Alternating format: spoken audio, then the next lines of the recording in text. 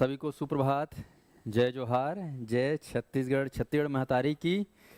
चलिए आप सभी का स्वागत है। और आज हम लोग छत्तीसगढ़ में कुछ नए जिले जो बचे हैं उन पे हम लोग आज प्रारंभ करेंगे भ्रमण। तो सभी लोग बस्तर संभाग को घूम लिए हो ना?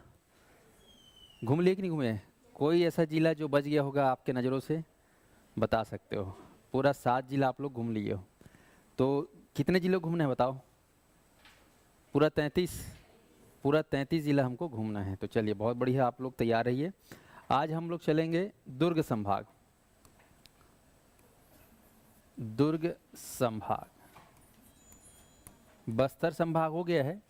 ध्यान रखना, बस्तर संभाग जो है 1981 में बना था। 1981 में बना था और बस्तर जिला बना था 1948 में। इसको उसी में लिख ले रहना। 1948 में बस्तर जिला बना था और 1981 में बस्तर संभाग बना था। दुर्ग जो है संभाग बना है, सबसे नया संभाग है। इसको लिखना 2013। ठीक है, तो दुर्ग संभाग आप देखेंगे तो इसके अंतर्गत अभी वर्तमान में 7 जिले हैं। किस तरीके से 7 जिले स्थित हैं इसको थोड़ा सा देख लीजिए। बाकी हम लोग तो मैप में अच्छे से देखेंगे। ये आपका कबीरधाम है, कवर्धा। इसके बाद बहुत बड़ा जिला था, आप सभी जानते हो। इस जिले का नाम था राजनांदगांव। राजनांदगांव से 2 टुकड़ा हुआ, एक नीचे दक्षिण क्षेत्र में और एक उत्तर दक्षिण क्षेत्र। ये अपना, तो इसका आप नाम देख लीजिएगा। इस जिले का नाम है, मेन बीच में जो है सबसे बड़ा जिला इसका राजनांदगांव। जिस प्रकार से राजनांदगांव से 2 नए जिले बने, ऊपर में कौन सा बना है आपका? KCG, जिसको क्या बोलते हैं हम लोग? खैरागढ़ छुई खदान और गंडई। 3 तहसीलों को मिलाकर ऐसा नाम रखा गया है। तो ये ऊपर वाला जिला हो गया राजनांदगांव से टूटकर, और राजनांदगांव से विभाजित होकर नीचे कौन सा बना है?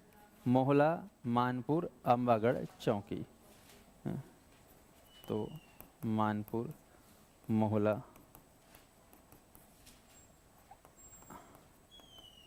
अम्बागढ़, चौकी। और ये कौन सा जिला है? कबीरधाम।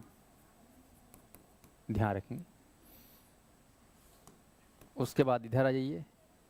ये जो क्षेत्र है ये पूरा पहले दुर्ग जिला था।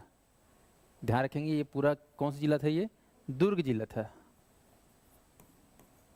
फिर दुर्ग से विभाजन होकर 2012 में यहाँ से भी नए जिले बन गए। एक दक्षिण में इधर, यहाँ से टूटकर बना बालोद 2012 में। और ठीक ऐसे ही दुर्ग से ऊपर वाला जो क्षेत्र था, ये ऊपर वाला क्षेत्र बन गया बेमेतरा। ये दुर्ग से अलग होकर। वैसे अगर देखा जाए तो पढ़ोगे आप लोग, राजनांदगांव भी जो है ये दुर्ग से अलग होकर बना है ना। लेकिन कबीरधाम जो है वो स्पेशल है, पढ़ोगे आप लोग, कबीरधाम स्पेशल है। तो देख लो एक बार, इतने जिले हैं दुर्ग संभाग में। ये 3 और ये 4, 7 जिले।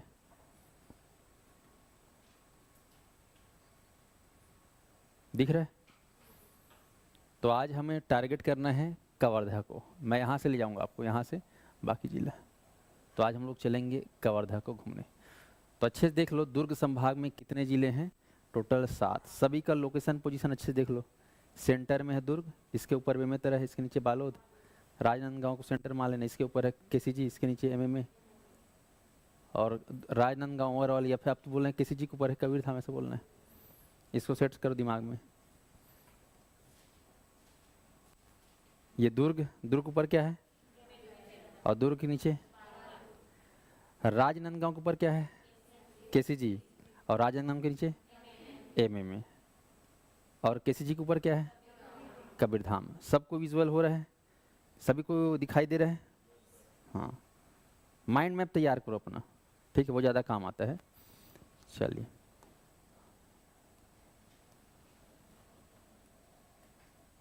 संपूर्ण 33 जिलों को एक बार देख लेते हैं, उसके बाद सीधा चलेंगे हम लोग कबीरधाम। जितने भी अभ्यर्थी हैं, अगर छत्तीसगढ़ को स्ट्रांग करना है, चाहे PSC की बात करूं, चाहे व्यापम की बात करूं, एक बार अगर 33 जिला दिमाग में सेट हो गया, छत्तीसगढ़ तुम्हारे मुट्ठी में। और 33 जिला क्लियर नहीं है, कितना भी पढ़ लो तुम्हारा कॉन्फिडेंस हिलते ही रहेगा। आया समझ में? चलिए फटाफट बताइए कौन सा जिला है ये? MCB। और ये जिला कौन से साथियों? कोरिया। इस जिले का नाम बताइए? सूरजपुर। ये क्षेत्र किसका है? बलराम। इस क्षेत्र को देखिए सरगुजा। और ये हमारा कौन सा जिला है? जसपुर जिला। जसपुर जिला ध्यान रखेंगे। अब बहुत ज़्यादा इंपॉर्टेंट होगा क्योंकि यहाँ से हमारे नए मुख्यमंत्री आते हैं। तो अब जो भी चीज़ का उद्घाटन होता है ना आजकल योजना का, तो खासकर वही जसपुर से होते रहता है, नए नए योजना, कारण मुख्यमंत्री का निवास जिला है। आ जाओ बस बिलासपुर संभाग में, ये कौन सा जिला है? कोरबा। और कोरबा के नीचे जांजगीर चांपा। इसके राइट में क्या है? रायगढ़। और बाएं साइड क्या है? बिलासपुर। इसके ऊपर में कौन सा जिला है? ये GPM। और ये अपना मुंगेली। इस क्षेत्र का नाम बताइए? सारंगढ़ भिलाईगढ़। और इस क्षेत्र का नाम है शक्ति। ये हो गया बिलासपुर जिला, बिलासपुर संभाग। बिलासपुर संभाग कब बना है? तो याद रखना 1956। सरगुजा संभाग 2008। ठीक है, रोज बोल लूँगा, ये सब अपने आप याद हो जाएगा। चलिए अब बताइए कौन सा जिला है? ये कबीर धाम। और ये कौन सा जिला है? और ये बताओ, और ये कौन सा जिला है? KCG। और बीच में है राजनांदगांव। इसको एकदम अच्छे से याद रखना, राजनांदगांव ना। इसको पकड़ो, कौन सा जिला है? बेमेतरा। ये कौन सा जिला है? दुर्ग। ये कौन सा जिला है? बालोद। दुर्ग संभाग कब बना? दुर्ग संभाग 2013। ठीक है, 2013। रायपुर संभाग, ये कौन सा जिला है? बलौदा बाजार। इसको पकड़ो, रायपुर। इस क्षेत्र का नाम महासमुंद। ये जिला गरियाबंद। ये क्षेत्र धमतरी। तो ध्यान रखने, रायपुर संभाग जो है सबसे पहला संभाग बना है 1862। क्या बोलेंगे? 1862। ठीक है, 1800, हाँ 1962 मत मानना, नहीं तो गड़बड़ हो जाएगा भाई। 62 याद है, लेकिन 18 को 19 से कन्फ्यूज हो गया तो गड़बड़ हो जाएगा। अंग्रेजों के द्वारा बनाया गया था 1862। सभी लोग को याद करना है। तो ये रायपुर संभाग। अब आते हैं बस्तर संभाग, जो आप पढ़ चुके हो। कौन सा जिला पहचानिए? कांकेर। ये कौन सा जिला है? कोंडागांव। ये कौन सा जिला है? नारायणपुर। ध्यान से देखिए, ये अपना दंतेवाड़ा। दंतेवाड़ा के राइट में और लेफ्ट में हाँ, हो गया। चलो, तो आज हमारा जो क्षेत्र है वो आपको याद रखना है, कवर्धा का।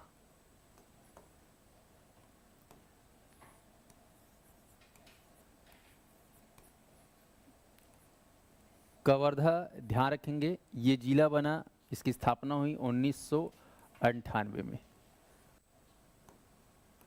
ये ध्यान रखना, कवर्धा जिला कब बना? 1998 में। फिर इसका नाम पड़ गया बाद में कबीर धाम। ये ध्यान रखना, और ब्रैकेट में लिख रहा हूँ, ध्यान रखेंगे 2003। 2003 नाम चेंज हो गया, कवर्धा का क्या नाम हो गया? कबीर धाम। तो आपको ध्यान रखना है 2003 में छत्तीसगढ़ में तीन नए जिलों का नाम चेंज हो गया, जिला का नाम चेंज हो गया। जैसे तुम लोग अभी है ना, नौकरी लगेगा, खासकर लड़कियां शादी होते हैं, फिर वो राशि वासी नहीं मिलता तो नाम को बदलवाते हैं जबरन का। कैसे सुने हो? शादी के समय नाम बदल जाता है लड़कियों का, लड़कों को बदलता है क्या? क्यों? उन लोगों को क्यों नहीं बदलता? उन लोगों को बदलना चाहिए। कैसे जी? हाँ, तुम लोग कभी आवाज़ नहीं उठाए हो, है ना? आवाज़ उठाओ, है ना? केवल लड़कियों का नाम क्यों बदले? बदलना है दोनों को बदले। कैसे जी? भाई इतना पहचान रहता है, पूरा पहचान का वाट लग जाता है। चलिए, ऑनलाइन में सभी लोग जुड़ गए हैं ना? अच्छा, या कबीर धर्म से जुड़े हुए अनुयायी यहाँ पर उनकी संख्या बेहद है, और कबीर से जुड़े हुए संत आप लोग पढ़ोगे यहाँ पर, हक नाम साहेब का यहाँ पर क्या है? गुरुगद्दी साहब है। तो उनको याद करते हुए, उनको समर्पित करते हुए इसका जिला का नाम रख दिया कबीर धाम। ठीक है जी। अच्छा, ऑनलाइन में देख रहा हूँ लगभग 300 लोग जुड़े हैं, पर वीडियो को लाइक करना भूल गए हैं। सभी लोग वीडियो को सबसे पहले क्या करेंगे? लाइक कर देंगे। सभी अभ्यर्थी फटाफट वीडियो को लाइक करेंगे, पूरे 300 के 300।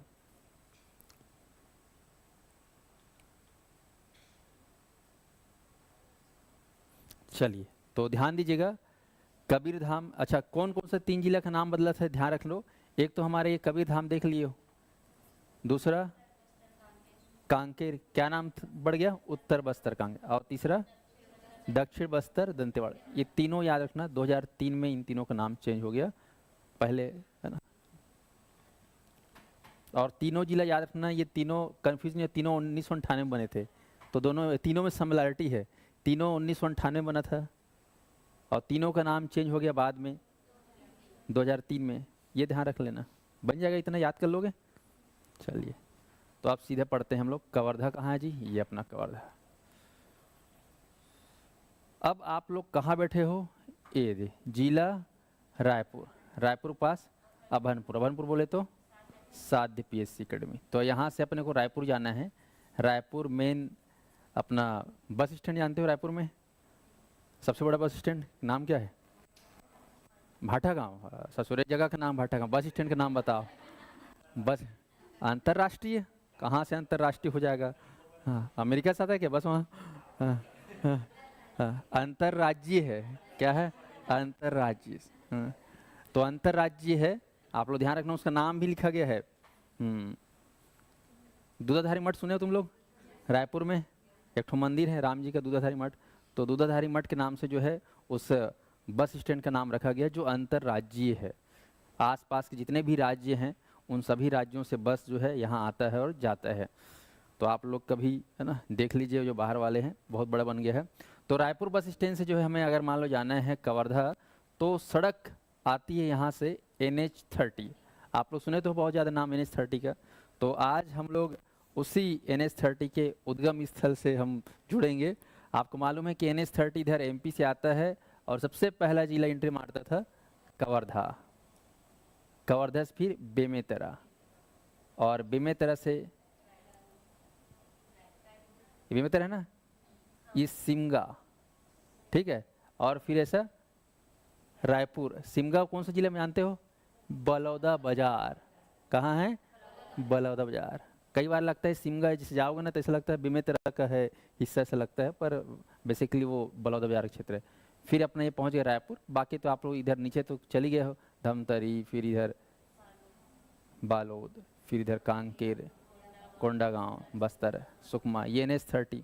तो ये जो हमारा NH30 है ये सबसे खास सड़क है जो यहाँ से जुड़ता है NH। तो रायपुर से अगर हमको जाना है तो NH30 के माध्यम से सीधा, ना राइट लेना है ना लेफ्ट लेना है, सीधा NH30 पकड़ के हम कवर्धा जा सकते हैं, ठीक है जी। बाकी इसके अलावा आप देखोगे तो सिमगा से बिलासपुर गया है एक सड़क है NH130 करके, सिमगा से बिलासपुर।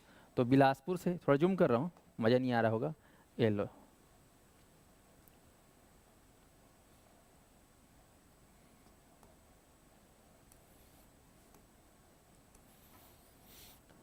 ये अपना है रायपुर, ठीक है, ये सिमगा, ये जिला है बेमेतरा, ये जिला अपना कवर्धा, शॉर्ट में अपन कवर्धा ही बोलेंगे ना। ये कौन सा जिला है, बिलासपुर, नेटवर्क को समझो थोड़ा सा। तो ये जो सड़क है सिमगा, ये NH130 है और ये अपना 30 है, ये 30 है। तो बिलासपुर से इधर और एक सड़क गया है, बिलासपुर से ऐसा होते हुए मुंगेली होते हुए सीधा कवर्धा जिला टच हुआ है, इसको भी आपको याद करना है। इसका नाम है NH130A, A फॉर, हाँ ध्यान रखना, NH130, जैसे आप लोग बस्तर में पढ़े थे NH163A, याद आ रहा है कुछ, 163A कौन सड़क थी, दंतेवाड़ा से गीदम के लिए, मात्र 12 किलोमीटर लंबी, राज्य का सबसे छोटा नेशनल हाईवे। तो यहाँ पर ये छोटा नहीं है, बड़ा है काफ़ी। तो NH130A बिलासपुर से होते हुए मुंगेली को टच करते हुए यहाँ पर पढ़ोगे, पंडरी करके जगह है, वहाँ से कनेक्ट होता है, तो NH130A। और एक सड़क आप लोग पढ़ोगे कवर्धा से नीचे क्लिक, ये जिला कौन सा है, KCG दिख रहा है ऐसा, KCG, ये अपना राजनांदगांव ऐसा। तो ये जो सड़क है ये स्टेट हाईवे है, इसका नाम है 5 नंबर की सड़क। तो इस तरीके से आप देखोगे तो ये जो सड़क है NH130A और स्टेट हाईवे 5, 3 खास सड़क है। बाकी रेलवे लाइन जो है यहाँ पर कवर्धा जिले में अभी बना नहीं है, बन रहा है।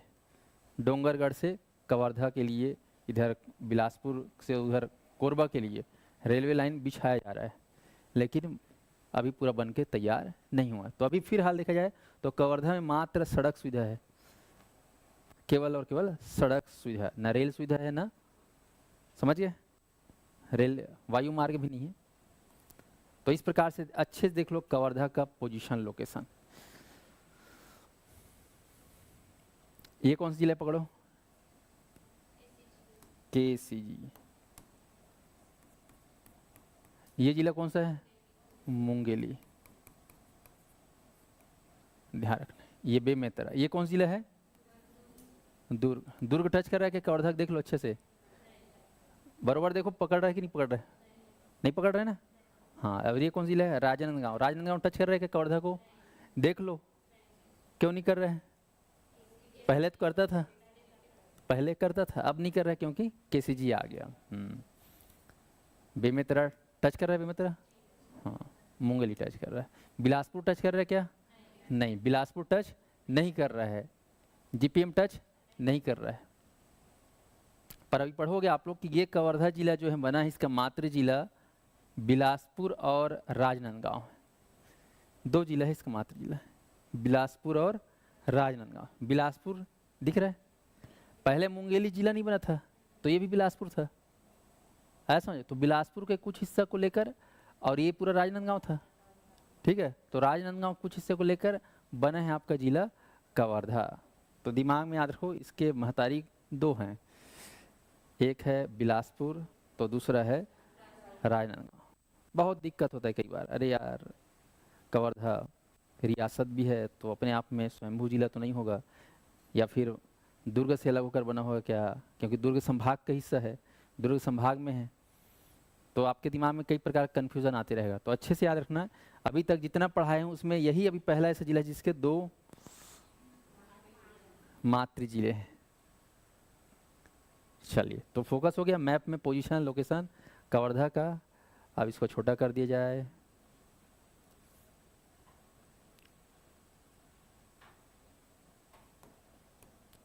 चलिए। तो सबसे पहले बात करते हैं गठन। कवर्धा का गठन कब हुआ है, वर्ष 1998 में। मातृ जिला, सभी बोलेंगे मातृ जिला कौन सा है कवर्धा का, बिलासपुर एवं राजनांदगांव। राजनांदगांव 2 जिला है, इसलिए इसको आप लोग IMP मार देना, ठीक है। और एग्ज़ाम में अक्सर इसीलिए इसको पूछता भी है ताकि तुम लोग माइनस मार्किंग करो, गलत करो करके।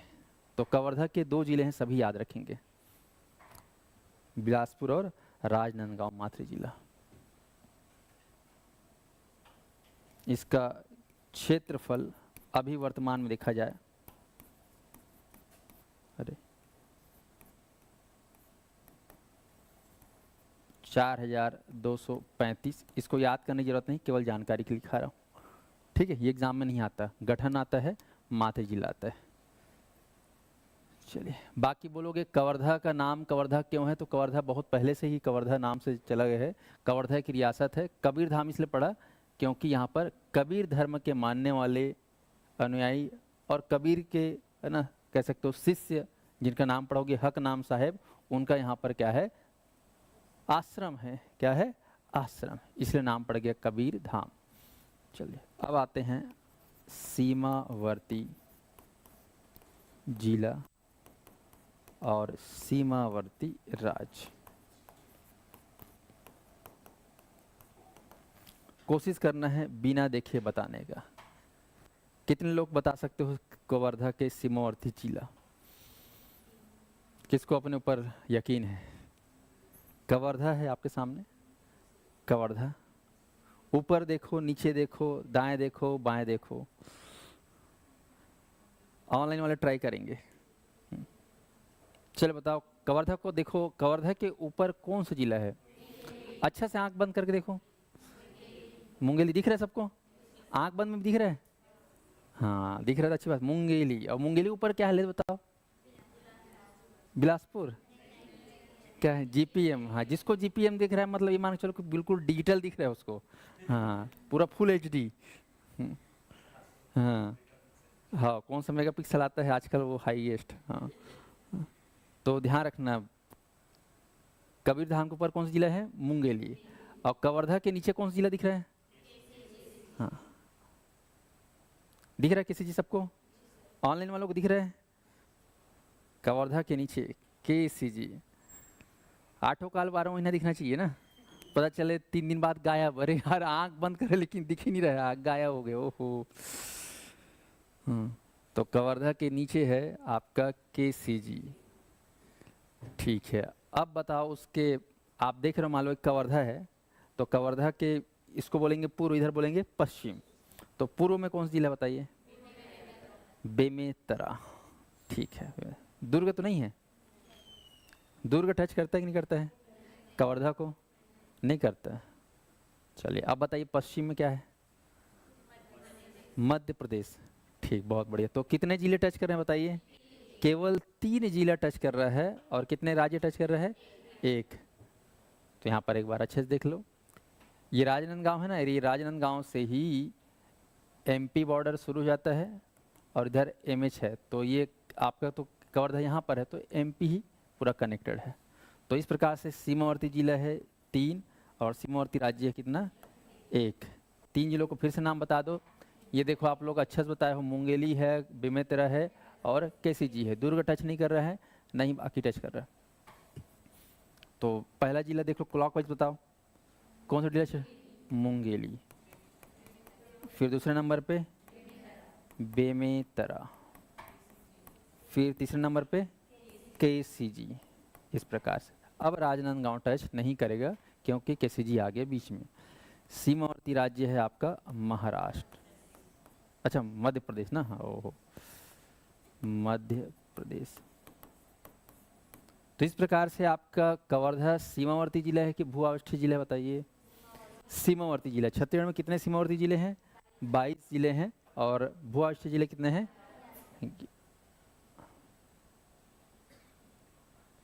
अब आते हैं कवर्धा। तो कवर्धा आप देखोगे तो जियोग्राफिकली पहाड़ी एरिया है, जंगल एरिया है। तो यहाँ भी आबादी आप देखोगे, जनसंख्या लगभग 8 लाख जनसंख्या है यहाँ की, 8,20,000 के समथिंग 2011 के हिसाब से। पर यहाँ पर रहते क्या हैं? तो आपको बोलना है जनजाति, मतलब आदिवासी। और आदिवासी में आपको खासकर 3 जनजातियों को याद रखना है। सबसे पहले आपको याद रखना है बैगा। क्या बोलना है? बैगा। उसके बाद बोलना है अगरिया, बैगा अगरिया। फिर बोलना है गोंड। बोल पाओगे? बैगा अगरिया गोंड। सभी लोग बोलेंगे बैगा अगरिया गोंड, या फिर A B करके, A से अगरिया, B से बैगा भी बोल सकते हो। अगरिया, बैगा और गोंड। तो आपको कवर्धा जो है बेसिकली पहचानना है इसके नाम से, बैगा के नाम से। इसलिए पहचानना है क्योंकि यहाँ पर बैगा जो है ना, इन तीनों जाति में, जनजाति में, ये विशेष पिछड़ी जनजाति है, विशेष पिछड़ी जनजाति। ध्यान रखना, इसको अंग्रेजी में बोलते हैं PVTG, प्राइमेटिव वल्नरेबल, है ना, और ट्राइबल ग्रुप। तो बैगा को आपको याद रखना है, बैगा सबसे पहचान है, मतलब मेन पहचान है यहाँ पे। तो 3 जनजाति कौन कौन सा रहता है? बैगा, अगरिया और गोंड, याद रखना है। अब आते हैं यहाँ पर जनजातियों के बाद आबादी तो देख लिए, यहाँ का लिंगानुपात और साक्षरता।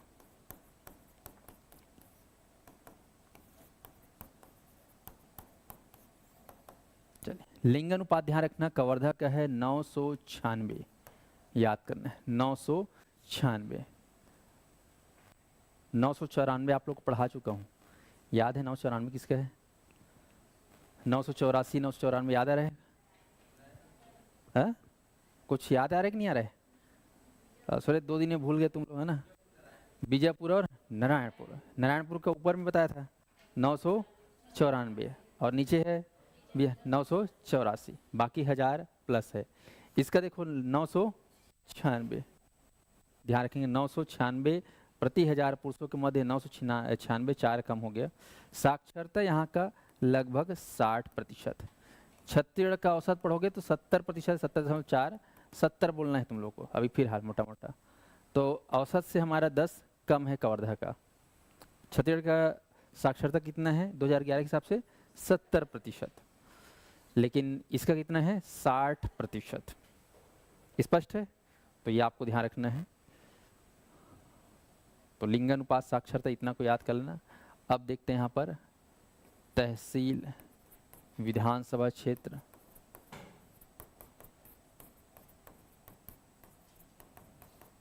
छत्तीसगढ़ में कितने विधानसभा सीट है 90। तो यहाँ पर 2 अभी पढ़ोगे कौन कौन से है। चलो तो अब काम करते, इतना सबको याद हो गया होगा मुझे हिसाब से। अब सीधा मैं अंदर ले जा रहा हूँ आप लोगों को कवर्धा के भीतर। कोई दिक्कत यहाँ तक? फटाक से एक बार बोलो। गठन कब हुआ है? मातृ जिला, क्षेत्रफल, सीमावर्ती जिला 3, सीमावर्ती राज्य 1, आबादी, लिंगानुपात, साक्षरता। हाँ, यहाँ का कोड है CG09। ठीक है, क्या है CG09। मान लो कल के दिन में तुम्हारा सिलेक्शन नहीं हुआ, हालांकि मैं ऐसा नहीं बिल्कुल नहीं चाहता कि तुम्हारा सिलेक्शन ना हो, पर मुझे मालूम है एक आध का सिलेक्शन नहीं होगा। तो ऐसे में कुछ ना कुछ अपना व्यवसाय खोलोगे।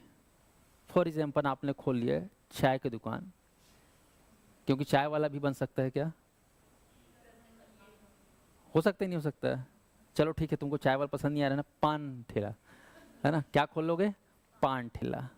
पान की दुकान बहुत कमाई है ना, तुम लोग इतना उसको मत समझा करो, है ना।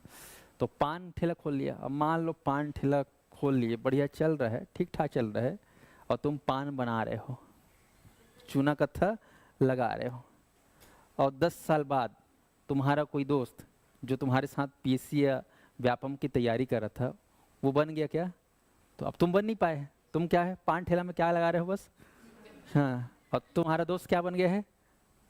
मान लो पुलिस वाले हो तो SI बन गया, या फिर अधिकारी बन गया। बन गया कि नहीं बन गया? अब मान लो एकदम चमचमाती कार में आया, ठीक है, और तुम्हारे पान ठेला के सामने खड़ा हो गया, और उसे गाड़ी में लिखा है CG09, तो क्या समझोगे? है ना, पोस्टिंग कवर्धा। तो वो बोलेगा यार टैलेंटेड तो तू भी था, बस तेरा किस्मत थोड़ा सा है ना नहीं चल पाया।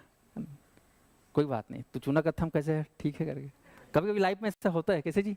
हाँ, तो कोई बात नहीं। तो तुम्हारे ठेला की दुकान में अगर कोई भी आएगा और कोड लिखा रहे, जैसे कि रायपुर का क्या है CG04 है, तो जान जाओगे CG04 मतलब ये पक्का कहाँ गाड़ी है, रायपुर का। अगर CG02 आया तो आधिकारिक गाड़ी है, CG01 आया मतलब राज्यपाल, CG03 आया मतलब पुलिस, और CG05 आया मतलब धमतरी। तो हमारे 33 जिला के 33 जिलों का अपना अपना क्या है कोड है। तुम्हारा स्कूटी है ना, आज जाग देखना क्या लिखा है, C05 है कि 6 है कि 4 है, सब कुछ देखना अपना अपना।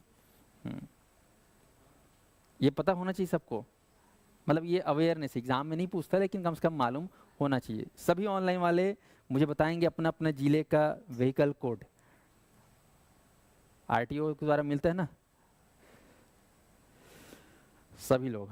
ठीक ठीक। CG024 किसका है बताओ? 24, खैर नहीं पूछता है सब चीज ये सब। आगे बढ़ते हैं। देखो कितना दुख अपना बता रहे हैं वो कई बच्चे, सर की आवाज़ क्लास में बहुत कम ही आ जाता है। अरे आवाज़ नहीं आ रहा। हाँ, सभी लोग अपना बता रहे हैं CG17, CG24, CG12, CG10। हाँ, सभी लोग को पता होना चाहिए। जिनको पता नहीं है आज सभी अपने अपने ज़िले का कोड याद कर लेंगे, पता चलना चाहिए सबको। ठीक ठीक। चलिए तो यहाँ पे आप बात करते हैं CG09 कवर्धा। क्या है CG09? अब मैं ले चल रहा हूँ आप लोग को कवर्धा। ये हमारा कवर्धा कितने जिलों से घिरा हुआ भाई? 3 जिलों से।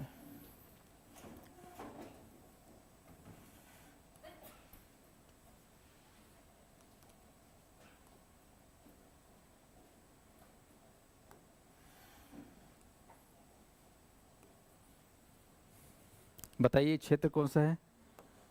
ये वाला मध्य प्रदेश। ये क्षेत्र किसका है? मुंगेली। ये क्षेत्र कौन सा है? बेमेतरा। और ये क्षेत्र कौन सा है? KCG। ठीक, अब सड़क को दौड़ाते हैं। तो MP से आ रहा है सड़क और सीधा बेमेतरा जा रहा है।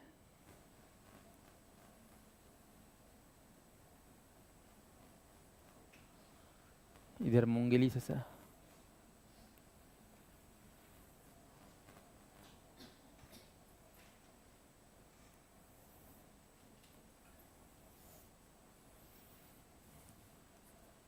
NH30 और ये सड़क है NH130A और ये है आपका स्टेट हाईवे 5। सीधा सुकमा तक जाता है। ये स्टेट हाईवे 5 कवर्धा से कहाँ? सुकमा, राज्य का सबसे बड़ा स्टेट हाईवे इसे 5 यहाँ पर देखिए। तो अब चलते हैं हम सीधा। अगर आप लोग रायपुर से सिमगा बेमेतरा होते हुए जा रहे हो तो सबसे पहला यहाँ पर पड़ेगा कवर्धा जिले का तहसील कवर्धा ही। तो मैं कबीरधाम नहीं लिखूंगा, क्या बोलूँगा? कवर्धा। उसके बाद आगे जाओगे यहाँ पर तो अगला तहसील पड़ेगा बोड़ला। ये बोल रहे हैं बोड़ला तहसील, कवर्धा से आगे बोड़ला। अब कवर्धा से ऊपर ये वाला सड़क है। काम करता हूँ, कई लोग को थोड़ा सा मज़ा नहीं आ रहा होगा, सड़क को थोड़ा सा ज्वाइन कर देता हूँ तो याद करने में आसानी होगी। ये ऐसा, ठीक। कवर्धा किधर क्या है? बोड़ला। कवर्धा से ऊपर और नीचे जाना है तुमको, यहाँ पर और यहाँ पर। तो कवर्धा से ऊपर आपको तहसील याद रखना है पंडरिया। इसको दिमाग में सेट करना है, पंडरिया तहसील, कवर्धा तहसील से ऊपर। और कवर्धा से नीचे है याद रखना सरसपुर लोहारा। ये 4 तहसील को दिमाग में अगर सेट कर लिए तो कवर्धा आपके मुट्ठी में। कवर्धा को सेंटर मानना है, कवर्धा के ऊपर पंडरिया, कवर्धा के नीचे सरसपुर लोहारा और कवर्धा के इधर बोड़ला बाउंड्री में। इतना सबको याद करना है।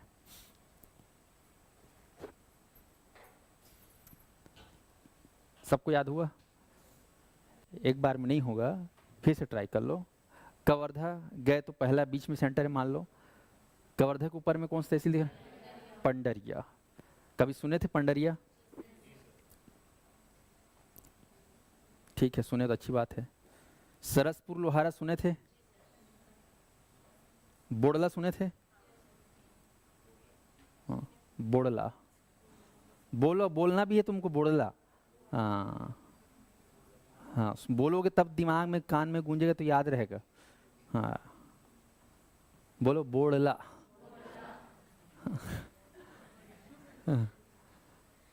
कवर्धा के एक तहसील है और कवर्धा के ऊपर तहसील कौन सा है? पंडरिया। और कवर्धा के नीचे सरसपुर लोहारा। सबको दिख रहा है? पंडरिया दिख रहा है? कहाँ पे है मैप में? दिख रहा है? सरसपुर लोहारा दिख रहा है सबको? बोड़ला दिख रहा है किधर है? बार बार अभ्यास करोगे तो वो चीज़ वहीं पे ही दिखेगा। नहीं 4 दिन बाद बोड़ला फेंका जाएगा, है ना, बाउंड्रीज बाहर, है ना। अभी बाउंड्री में दिख रहा है बोड़ला, MP बॉर्डर में है कि नहीं? सरसपुर लोहारा नीचे दिख रहा है, ऊपर क्या दिख रहा है? पंडरिया दिख रहा है। 4 तहसील आपको मेन याद रखना है। ये चारों तहसील विकास खंड भी है यहाँ के। तो इस प्रकार से आपको ध्यान रखना। बाकी अभी जानते हो बीच में कौन सी सरकार आई थी छत्तीसगढ़ में? कौन सी सरकार आई थी? हाँ, कांग्रेस आई थी, भूपेश बघेल की सरकार आई थी, जानते हो। तो यहाँ पर एक नया तहसील बन गया रेंगा खार। आप लोग रेंगते हुए जाते हो ना, खार खेत खार, तो वहाँ लेना है रेंगा खार। फिर याद कर लेना इधर कुंडा। क्या बोलोगे? कुंडा। ये मैं जानबूझ के यहीं पे लिख दे रहा हूँ ताकि याद रहे। फिर आपको बोल देना है इधर रेंगखार, कुंडा, कवर्धा, फिर यहाँ पे कर देना कुकदूर, कुकदूर। तो कुंडा, कुकदूर और पंडरिया के बाजू में इसको याद कर लें कि नहीं, पीपरिया। क्या बोलना है? पीपरिया। तो तुमको ये रेंगखार, कुंडा, कुकदूर, पिपरिया याद करने की जरूरत नहीं, ये 4 याद कर लोगे काम चल जाएगा। मेन 4 को पढ़ना है, चारों याद रहेगा। चलिए, तो ये हो गया आप लोग के टोटल तहसील और विकास खंड।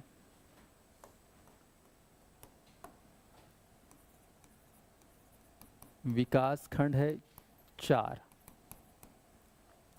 ठीक है। तहसील गिन लो पूरा, कितने हैं? 8 है तहसील, 8 तहसील है, ठीक है। विधानसभा क्षेत्र, तो ध्यान रखेंगे विधानसभा क्षेत्र यहाँ पर कवर्धा है और पंडरिया, कवर्धा और पंडरिया विधानसभा क्षेत्र।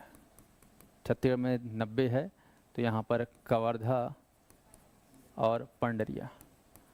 ऑनलाइन में कितने छात्र ऐसे हैं जो कवर्धा जिले से जुड़े हैं? कमेंट करके बताएंगे ऑनलाइन में। कोई है जो हमारे क्लास में कवर्धा जिले से बिलोंग करता हो? कमेंट करके बताएंगे। और आप लोग बताएंगे मुझे कवर्धा के अभी वर्तमान विधानसभा जो सीट में अभी जीत कायम कर कुछ बने हैं, एनीबॉडी कोई बता सकते हैं? बताएं। कोई है जो कवर्धा क्षेत्र से जुड़े हैं? और वहाँ के मुझे विधायक का नाम जानना है आप लोग उस मुँह से। जो भी जुड़े होंगे बता सकते हैं भाई। मैं हूँ कवर्धा से। अच्छा, रितु कवर्धा से हो, वेरी गुड। लक्ष्मी मरावी, मैं हूँ सर लता मरावी, अच्छा ये भी कवर्धा से हैं। नेहा चंद्रवंशी, वो भी कवर्धा से हैं। अरे बाप रे, बहुत सारे लोग हैं यार कवर्धा से। ठीक ठीक, बहुत बढ़िया।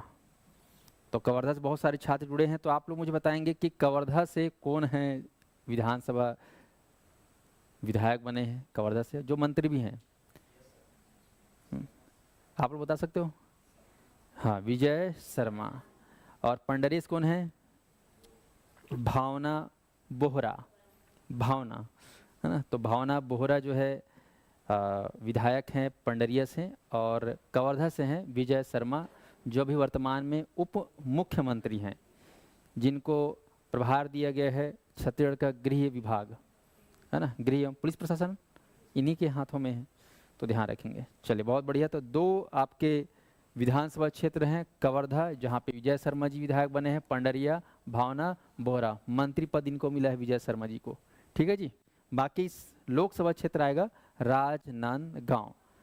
राजनांदगांव लोकसभा क्षेत्र के अंदर आएगा आपका कवर्धा, जिसके वर्तमान सांसद है संतोष पांडे। कौन है? संतोष पांडे, ठीक है। ये खैर तो बदलते रहता है। चलिए, अब सीधे चलते हैं हम लोग यहाँ के ज्योग्राफी में। कवर्धा का भूगोल देखिए।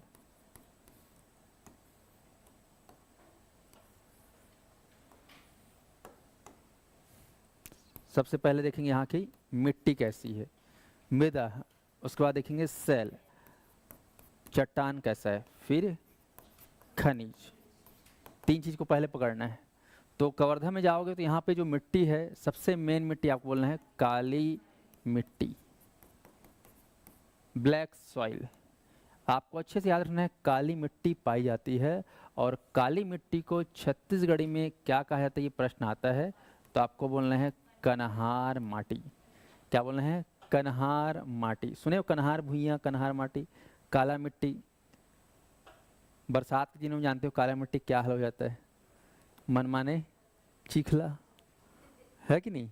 काली मिट्टी ऐसा है कि पानी जो है जल्दी से सोखता है, पूरा सोख लेता है और रखे रहता है अपने में, तो पानी सूखता बहुत लेट से है, तो मिट्टी क्या होता है एकदम से चिखला। काली मिट्टी बहुत उपजाऊ, पढ़ोगे छत्तीसगढ़ में सबसे उपजाऊ मिट्टी कौन सी बोलने से? कन्हार मिट्टी, काली मिट्टी। काली मिट्टी में जो है खासकर गेहूँ, सॉरी गेहूँ बोलता हूँ, गन्ना पढ़ोगे आप लोग। गन्ना अच्छा होता है, सोयाबीन अच्छा होता है, चना अच्छा से होता है, मूंगफली अच्छा हो सकता है। तो जहाँ जहाँ मूंगफली, गन्ना, कपास अगर पढ़ोगे मतलब समझना वहाँ कौन सी मिट्टी? पक्का काली मिट्टी। काली मिट्टी बेस्ट माना जाता है चना के लिए, गन्ना के लिए, मूंगफली के लिए, कपास के लिए।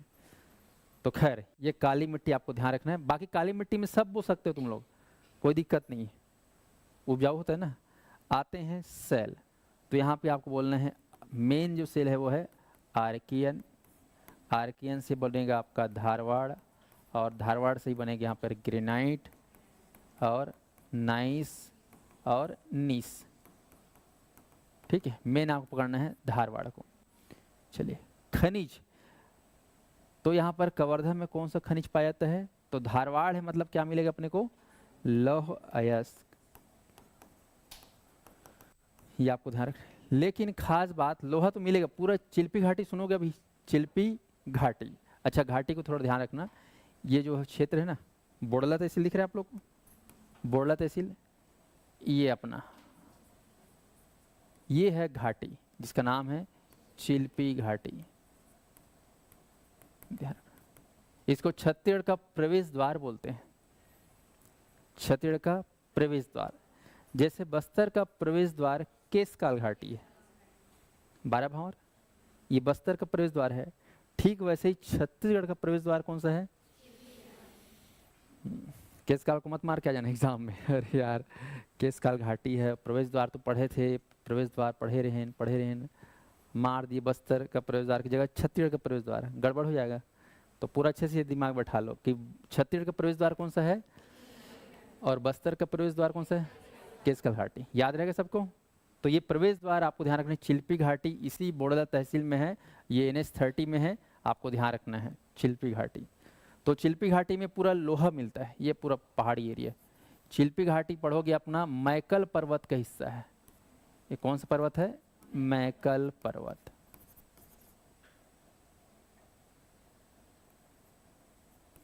मैकल पर्वत, मैकल पर्वत पर जो है सतपुड़ा पर्वत का ही भाग है। सतपुड़ा जानते हो, सबसे बड़ा पर्वत सतपुड़ा पर्वत, और अपना विंध्याचल पर्वत, दो बड़े बड़े पर्वत हैं मध्य भारत में। तो मैकल पर्वत सतपुड़ा पर्वत का हिस्सा है, इसी मैकल में ही आपको चिल्पी घाटी देखने को मिलेगा। और इस पूरा घाटी में आपको क्या मिलेगा? लोहा, मुख्य रूप से लोहा। इसके अलावा आप पढ़ोगे अपना कवर्धा में, यहाँ पर बॉक्साइट भी मिलता है, बॉक्साइट खनिज। क्योंकि यहाँ पर पढ़ोगे कुछ चट्टान हमको जो है खासकर अपना पार्ट वाला है, तो बॉक्साइट जो होता है मतलब इससे मिलता है अपना एल्यूमिनियम। ठीक है, क्या मिलता है? एल्यूमिनियम। तो यहाँ पर Deccan trap cell, Deccan trap cell भी पाया जाता है आंशिक रूप से। आइए कई बार पढ़ोगे, टेंशन मत लो, बस सुन ले रहो एक बार। बॉक्साइट जो कि हमेशा कौन सी चट्टान में पाया जाता है? Deccan trap cell. जैसे कि लोहा कहाँ मिलता है बोलने से? धारवाड़ सेल में। जहाँ धारवाड़ मतलब वहाँ लोहा होना जरूरी है। जैसे जहाँ पानी वहाँ मछली, वैसे ही जहाँ धारवाड़ वहाँ लौह अयस्क, जहाँ दक्कन वहाँ बॉक्साइट।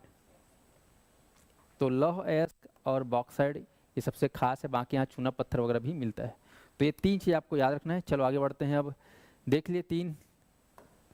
अब आते हैं नदी पहाड़ पर्वत में। नदी, बांध, झरना, इसको देख लेते हैं। तो यहाँ पर ध्यान देंगे तो खासकर अपना जो कवर्धा जिला है, ये शिवनाथ नदी पढ़ोगे आप लोग। शिवनाथ नदी के सहायक नदी यहाँ पर बहती है। जैसे खास नदी आप लोग पढ़ोगे सकरी नदी। नंबर 1 पे आपको याद है सकरी नदी। आपका कवर्धा जो शहर है ये सकरी नदी के तट पर बसा हुआ है। जिसे मैं आप लोग को कांकेर बताया था, कौन सी नदी के तट पर है? दूध नदी के तट पर है। जगदलपुर कौन सी नदी के तट पर है? इंद्रावती नदी। कोंडागांव नारंगी नदी, कोंडागांव नारंगी नदी, ये आपको ध्यान रखना है। और बीजापुर कौन सी नदी के तट पर है? कितना भी खोज लो नहीं मिलेगा, है ना, क्योंकि बताए नहीं तो कहाँ दिखेगा तुम लोग। हाँ, और दंतेवाड़ा कौन सी नदी के तट पर है? डंकनी संकनी। और सुकमा जिला मुख्यालय कौन सी नदी के तट पर है? सबरी नदी के तट पर है। दिख रहा है कि नहीं दिख रहा है? तो ठीक है, ऐसे ही आपको ध्यान रखना है। कवर्धा बोलने से कौन सी नदी? सकरी नदी। याद रखना सकरी, शिवनाथ की सहायक नदी। ओके, तो ये आपको ध्यान रखना है। बांध, तो बांध जाओगे तो यहाँ पर बहुत सारे बांध हैं, जिसमें से एक बांध है बहुत फेमस, सरोदा बांध। ध्यान रखना, सरोदा बांध। बाकी यहाँ पर छोटे छोटे बांध और हैं, सुतिया, पाट, बिहार, खार, छीर, पानी। तो कम से कम आपको एक बांध अच्छे से याद रखना है, सरोदा बांध, सरोदा डैम। एक इधर रायपुर में समोदा करके बैराज है, सुने हो आप लोग, समोदा बैराज, वो समोदा है, ये क्या है, सरोदा। तो सरोदा बांध, बोलो सरोदा बांध, हो गया सरोदा बांध। अब आते हैं झरना। तो झरना में आपको याद रखना, फेमस यहाँ का झरना है रानी, याद करो, रानी दहरा। क्या बोलना है, रानी दहरा। एक बताया था रानी दरहा, वो कहाँ है, सुकमा में है, ये क्या है, रानी दहरा। वेरी वेरी इंपॉर्टेंट, रानी दरहा आपको याद रखना है, सबसे फेमस वाटरफॉल है, बार बार एग्जाम में आता है। तो ये हो गया नदी, बांध, झरना। अब आते हैं, क्या बच गया जी, और पहाड़ है ना, नदी के बाद पहाड़। तो पहाड़ में क्या बोलना है यहाँ पर, मैकल पर्वत। पूरा मैकल पर्वत का समूह है, दुनिया भर का मैकल पर्वत के अंदर छोटे छोटे और सारे पर्वत हैं, ये पूरा पर्वत। तो इस मैकल पर्वत में आपको देखने को मिलेगा सबसे ऊंचा इलाका, पीक पॉइंट, पीक पॉइंट बोलना है उसको बदरगढ़। ये बदरगढ़ जो है यहाँ का पीक पॉइंट है, तो इसको बोलेंगे बदरगढ़ की चोटी। तो मैकल पर्वत से पूरा गया है, ऐसे ये गया ना मैकल पर्वत।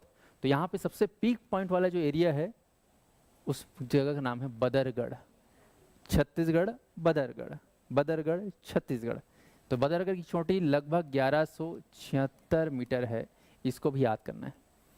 जैसे आप लोग नंदीराज पढ़े थे 1220 कि 1210, क्या था 1210 ना, हाँ अब बस 1210, हाँ 20 मत बोलना, नहीं तो बोलते नहीं बनेगा।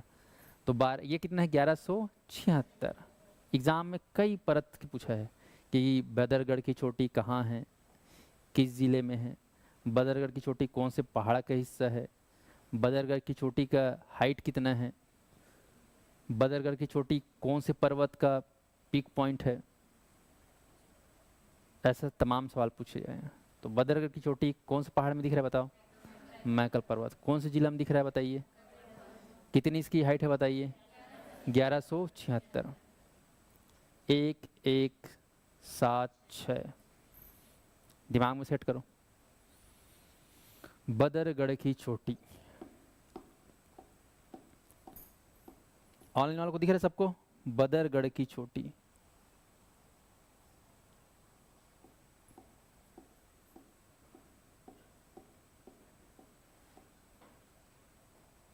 ठीक है, फिर याद हो गया तो अच्छी बात है। तो ये हो गया बदरगढ़ की चोटी, पहाड़ी इलाका में।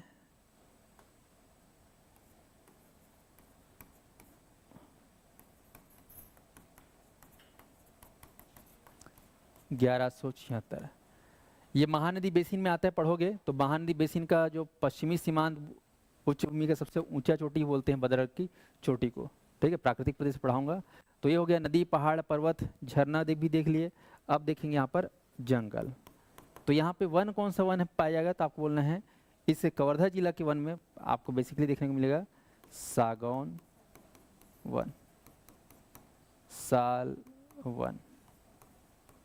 तो साल और सागौन वन आपको देखने को मिलेगा। ठीक है, और मिश्रित वन भी है यहाँ पर, आपको ध्यान रखना। और बेसिकली आप लोग पढ़ोगे ये जो क्षेत्र है पर्वत क्षेत्र, इसको बोलते हैं वृष्टि छाया प्रदेश, वृष्टि छाया प्रदेश।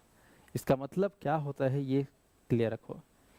ये पहाड़ है, ठीक है, इस पार आप देखोगे तो नर्मदा नदी बहती है। ठीक है, ये पहाड़ एकदम मेड़ टाइप बना हुआ है, इधर नर्मदा नदी बहती है। तो ये जो पहाड़ है इसके इस पार जो है काली मिट्टी है, सूखा एरिया है, यहाँ पर पानी बहुत कम गिरता है, बारिश बहुत कम होती है इस क्षेत्र, तो इसको बोलते हैं वृष्टि छाया प्रदेश।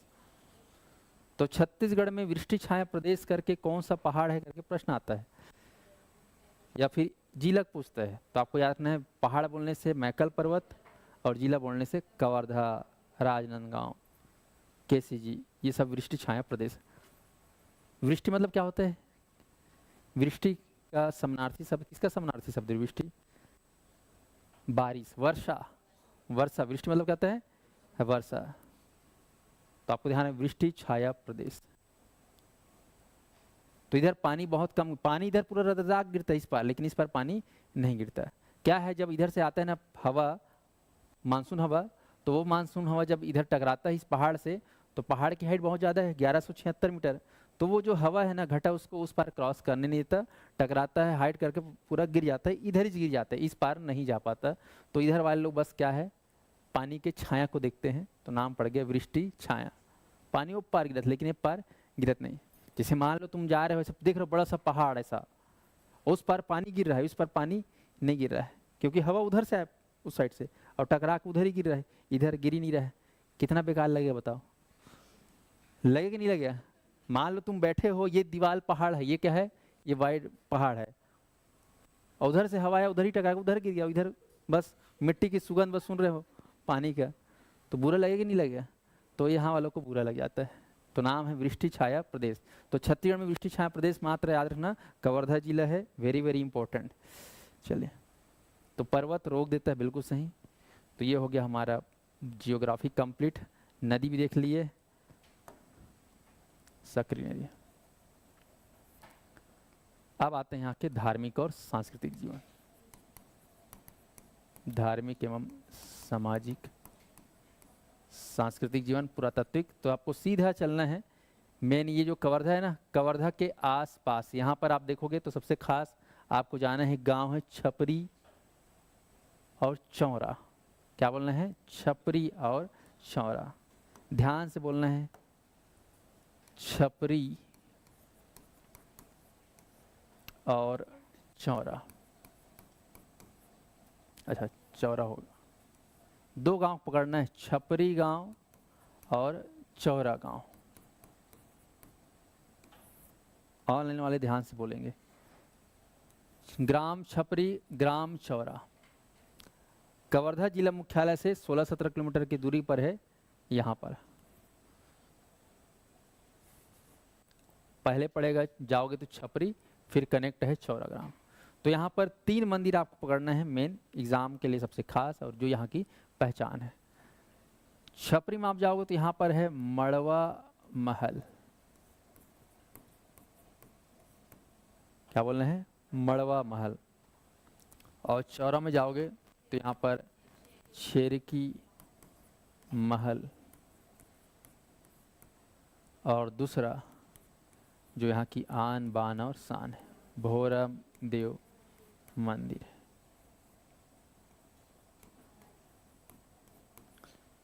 ठीक है, किताबों में उल्टा पुल्टा दे दिए है ना, थोड़ा सा डाउट मत करना, जो बता रहा हूँ वैदिक सत्य है। तुम लोग कैसी याद में, छपरी गांव में कौन सा महल है? मड़वा महल। ये मड़वा महल, नाम भले मड़वा महल है, लेकिन ये समर्पित है देवों के देव महादेव को।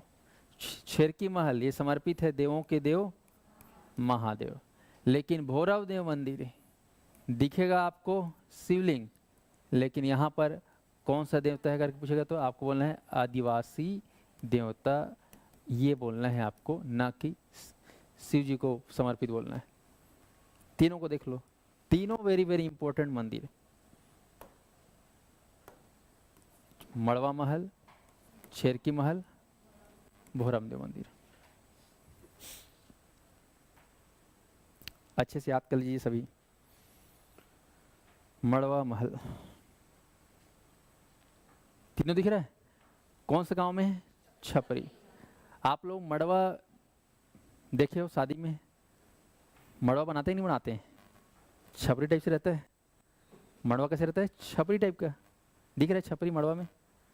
अरे मड़वा में छपरी दिखत नहीं दिखत है ना, चौरा मत बता देना ना। हाँ, मड़वा में क्या दिखना चाहिए? छपरी दिखना चाहिए। और भोरम देव बाबा, अरे भोरम देव कहाँ में बैठे? हाँ, गाँव में देखे होगा, चौरा में बैठे रहते हैं, फूकते रहते हैं बीड़ी, है कि नहीं? सियानमन का गाँव में। तो भोरम देव कहाँ बैठे हैं? चौरा में। और छेरकी महल ये भी कहाँ है? चौरा में। तो पहले इसको देखो, ठीक है, मैं जानबूझ के इतना स्लो पढ़ा रहा हूँ क्योंकि कन्फ्यूजन भयंकर होता है, और चौरा और छपरी में ही कई लोग का दिमाग खप जाता है। पीएससी करते रहते हैं 3 साल, तब तक क्लियर नहीं रहता कि छपरी है कि चौरा है, कि चौरा है कि छपरी है। तो छेरकी महल कहाँ है, और भोरम देव कहाँ है, और मड़वा महल कहाँ बचे है? ठीक है, याद रखें। चलिए, अब ध्यान रखना, ये जो मंदिर है ये बहुत ही प्राचीन मंदिर है। मड़वा महल बना है 1349 ईस्वी में, छेरकी महल बना है 1349 ईस्वी में, और भोरम देव बना है 1089 ईस्वी में। अब मुझे बता दो, ये 3 मंदिर में सबसे बड़ा मंदिर कौन सा है? कौन सा मंदिर बताओ? कब बना है? 1089। अगर 1089 को अगर शताब्दी बोला जाए तो कौन सी शताब्दी बोलोगे? 11वीं शताब्दी की, 12वीं की, 10वीं? कौन शताब्दी हो गई ये? 11वीं शताब्दी। ध्यान रखें, 11वीं शताब्दी में बना है। और छेरकी महल 1349 लिखा है, तो 13वीं शताब्दी में है कि 14वीं शताब्दी में बताया? 14वीं शताब्दी में है, ये ध्यान रखना है। और ये बताओ 1349 में है कौन सा होगा?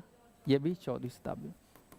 तो ये दो के जो निर्माण की जो स्थापना का जो समय है वो एक जैसा है, मतलब ध्यान रखना, इसको एक ही आदमी बनाया होगा, और इसको अलग है तो ये अलग बनाया होगा। 1089 और ये अपना 1349। तो ध्यान रखना, इस मंदिर के जो निर्माणकर्ता दोनों एक है, ठीक है।